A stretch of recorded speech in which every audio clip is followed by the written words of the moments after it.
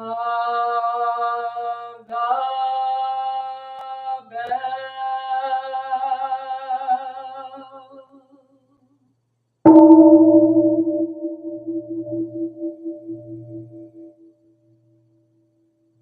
Mind calm, body at ease, breathing quiet, sentiment benevolent.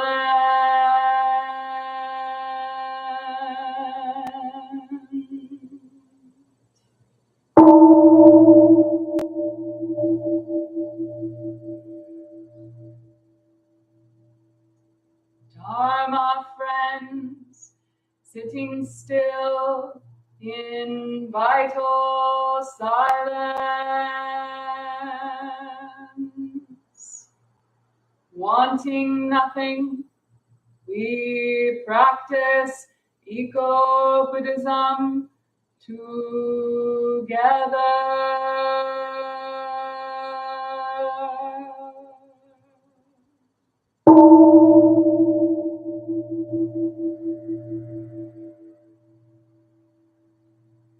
The sound of the temple bell booms for all to cease from conflict. May the way of Buddha usher in the dawn of non-violent global village forever.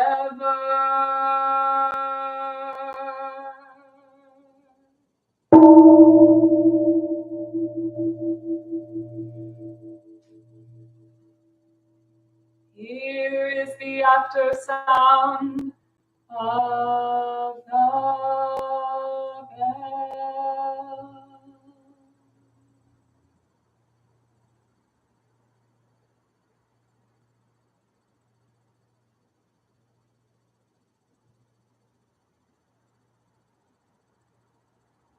Thunder of silence, light after Dharma rain.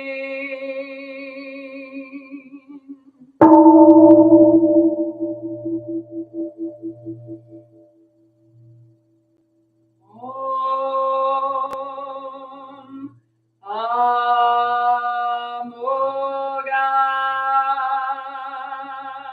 Vairochana Mahamudra Manipadma Jivala Pravartaya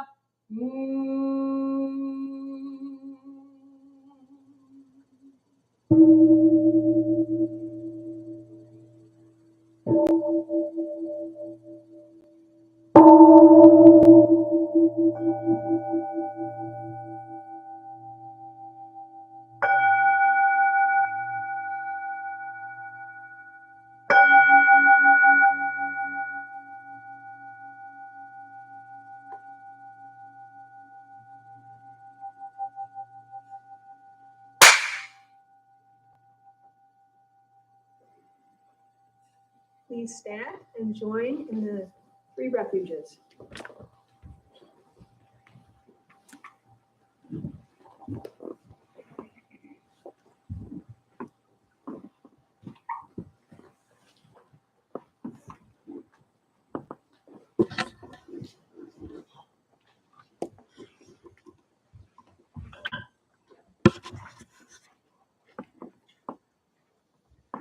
For those of you who may be new, the first part of our three refuges chanting is in Sino-Korean, our lineage, and you may not know the words at all, but just enjoy it as sound practice and really feel it deeply.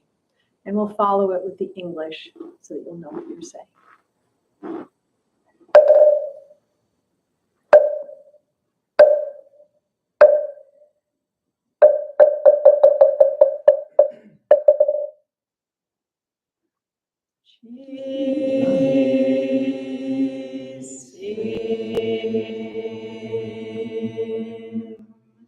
Wim Nyong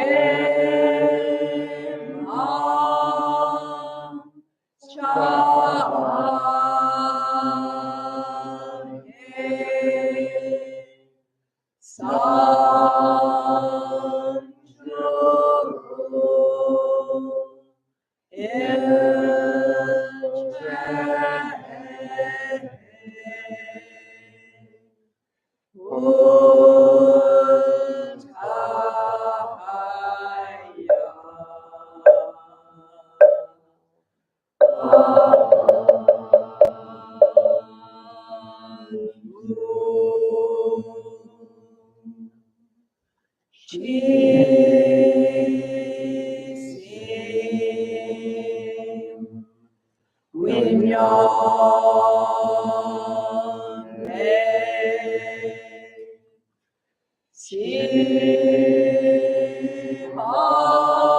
Shimam Samse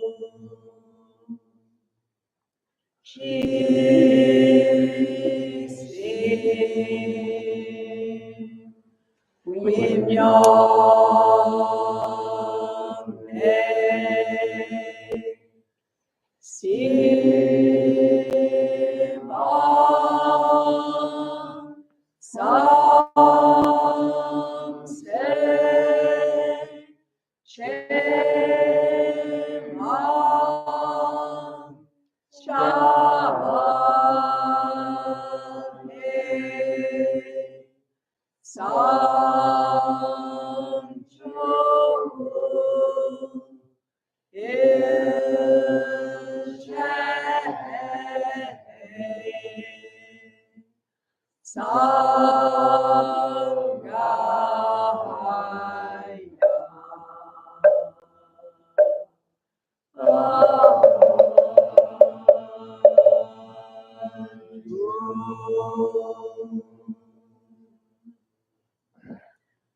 And now for the English, please repeat after me.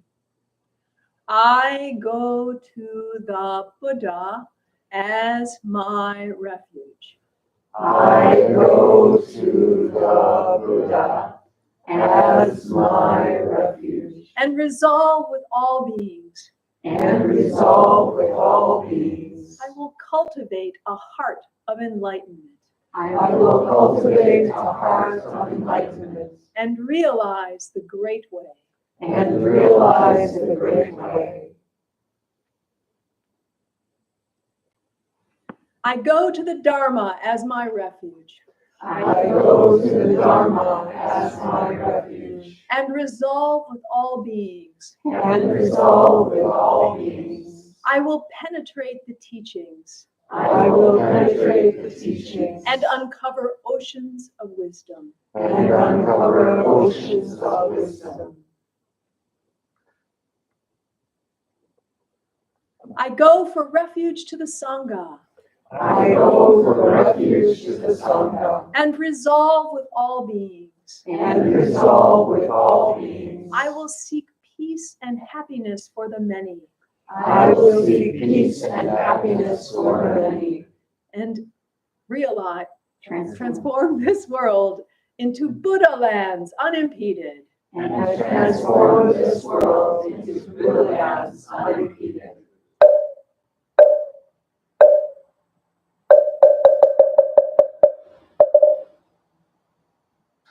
Okay, if we could take our seats again for another much shorter period of meditation, maybe 5 minutes.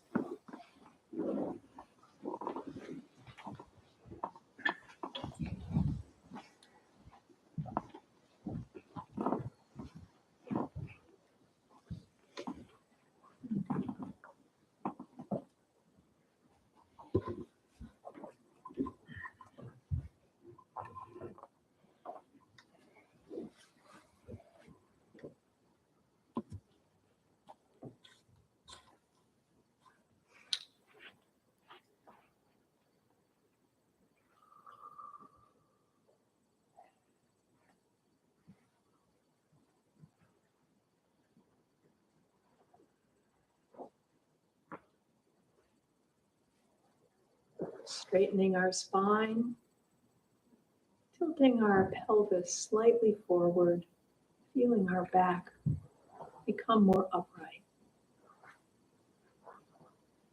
Hands in a meditation mudra, resting gently on our thighs.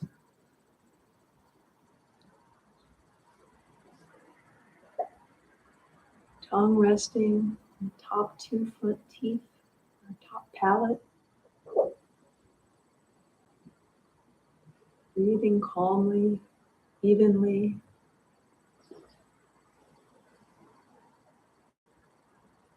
Sensing the presence of each breath.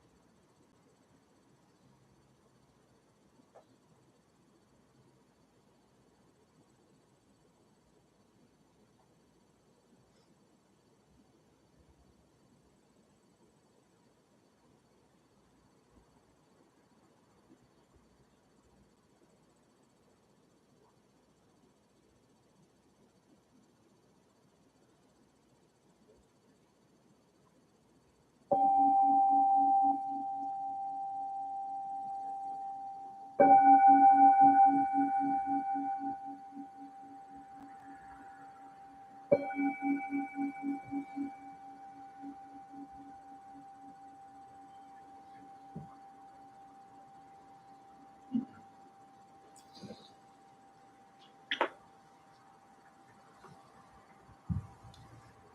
bumblebee rests on the bulb of each cone flower in the neighbor's yard. On the way over, a little weed bursts forth between the cobblestones. And in the garden, a big baseball bat-sized zucchini dares us to pick it. Summertime and the living is easy. Welcome to the temple, everyone, this morning. Good morning. Good morning. Good morning. So, my daughter, Rory, is in New York City these days, dog sitting for a little beagle-looking kind of mutt critter named Victor. And I sometimes try and succeed and sometimes try and fail to be a good mom. But I tried to succeed, so I went with Rory last weekend and got her settled. It's a friend of a friend's house that they're in Europe, and so she's staying there. And so I wanted to make sure she knew where the subway was, that she knew where the grocery store was, all of these little things that we worry about for our kids. And so while there, we went to a museum in New York called the Rubin Museum. I don't know whether anyone's heard of it, but it's a museum that is dedicated to Buddhist art. And mostly it's dedicated to Tibetan Buddhist art. But there are still some amazing things there. There's this huge cover for a Prajnaparamita Sutra. There's all of these interactive things you can do. And they had a special exhibit on the bardos there. And so I was really taken by this exhibit on the bardos. So I wanted to talk a little bit about it today. And I know some of you are like, oh, Hayun, the world is bursting with life. Why would you talk about the bardos? And I guess I would just urge you to look a little more carefully, because yes, it does seem like it's bursting with life. But if you look carefully, you'll see in that spider web, there's a dead fly there. You'll see every time you pick a vegetable, it's probably saying, don't pick me, but we pick it nonetheless. Every time we step outside in the dirt, we're stepping on compost and what lies beneath. So what fascinates me about the bardos is how they represent the cycle of life and death, and not just about one part of it. The sort of definition of bardo is it's this structured liminal state that many of us think of between the time we die and the time of rebirth. That's how it's sort of explained in many Buddhist traditions. But it's also about that moment that we take our first breath until our last breath. And so the bardos sort of cover all of that life experience and the death experience. So it's really about the cycle itself. I am certainly no bardo expert, but before we go on, I felt like I needed to give them their due and talk a little bit about them as I've studied them. And so every Buddhist tradition sort of has a version of this. The most well-known one that I'm going to talk about is the Tibetan version from the Tibetan Book of the Dead, which many of you might know of. And there are 6 bardos that it talks about. And the first bardo is called the Kinye bardo. And that commences from the moment of our conception until our last breath, according to Buddhist tradition. The second is the Milam bardo. And that's the bardo of our dream state. Sort of it's encompassed into the first bardo, but it encompasses all of our dreams and sleeping. There was actually a Korean master by the name of Sunchol Sunim who actually talked about being aware of meditating in his sleep, in his dreams and all. And wow, that's something. But so I guess maybe that's what this is getting at, is like being so aware in our dream states that we actually can do our practice in our dream states. The third is the Santam Bardo, and that's the Bardo of meditation. And it is said in the Tibetan tradition that only people who meditate can attain this Bardo. Others may have this spontaneous sort of interaction with it, but the people who meditate sort of are in the process of this Bardo. So those are all sort of parts of our kind of existence as human beings that are integrated into the Bardos. And the next three are, you know, a little more of the tradition that we talk about when Buddhists talk about the afterlife. The fourth is the Chikai Bardo, and that's the Bardo at the moment of our death, when we take our last breath. The fifth is called the Chonyi Bardo, and that is pretty cool. It's the Bardo of luminosity, of true nature. It includes spontaneous visions after death, along a profound peace and pristine awareness. And then the final Bardo that's described in the Tibetan Book of the Dead is the Sidpa Bardo, the Bardo of becoming or transmigration, as the first inner breath commences in a new form. So I don't think we have to believe necessarily in transmigration, which is the cycle of death and rebirth, to really pay attention to the Bardos and see how they affect us in our day-to-day living. Because what is really said is that our minds in the Bardos are constantly having to make choices. That's what they're about. They're very much dependent on our past actions. In the Zen, they're kind of driven by karma's currents. So in the Bardo states, gods can go into the hell realms. Animals can become humans. Humans can become hungry ghosts, or can actually go to heavens. So there's all these possibilities, but a lot of it is driven by our own choices. So if we want to just bring it back to earth a little bit, from these lofty notions, in our Zen tradition, we learn that the Bardos can be any transitional, they follow a big transitional experience. They follow like a big moment in our lives. Then the Bardos, as transitional phases, sort of come into our experience. They're the in-betweens after the time that we're shaken up by some big life event. There's a Latin phrase that I like called lupus in fabula. And that means the wolf in the fairy tale. And what that's referring to, I think, is that just when we think, oh, things are going great. Oh, you know, I'm going to get that promotion. Oh, you know, we're going to get married. Sort of the wolf appears, and our kind of view of how life can be perfect dissolves, and can dissolve in an instant, really. It can dissolve. And so those are our big life experiences that really can shape us.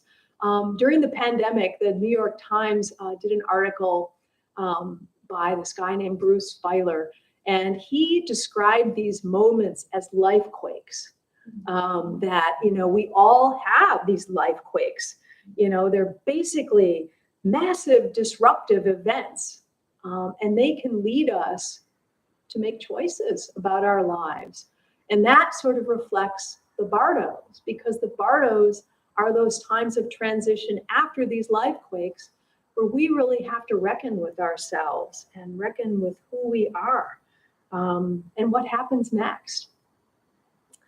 So I'm going to share with you a story from the Buddhist Sutras that I've always been fascinated by and kind of horrified by. It's a really sad story, but I think it has some real lessons for us. I'm going to read it to you. This version was translated by a man named Thanissaro Bhikkhu, who has translated a lot of these Buddhist scriptures. And this story is about a young woman named Kisi Gotami. So Kisi Gotami was pregnant with her second child. She was returning to her parents' home along with her husband and her firstborn child, who was also very young, to give birth at her parents' house. Along the way, a great storm blew up, and she asked her husband to provide shelter for the family. As he was cutting grass and sticks to build a shelter, a snake bit him and he died of poison. Unsheltered and wondering at her husband's long absence, Kisa Gotami gave birth and had to spend the night sheltering both her children against the rain and wind with nothing more than her body to shelter them. The next morning, she found her husband dead. Distraught, she decided to return to her parents' home. However, a river, swollen from the rain of the previous night, ran across her way. Unable to carry both children across the river, she left her firstborn on the near bank and waded through the raging current carrying her baby. Placing the baby on the far bank, she turned back to fetch her firstborn. A hawk, seeing the baby, took it for a piece of flesh and swooped down on it. Seeing this, Kisa Gotami raised her hands and tried to chase it away, but to no avail.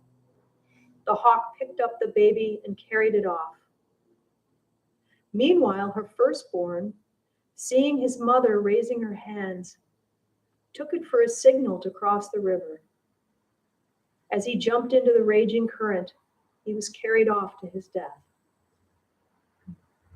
Overwhelmed with grief, Kisa Gotami returned to her parents' home, only to learn that it had burned down from a lightning strike in the previous night's storm. Her parents and brother were at that moment being cremated on a single pyre.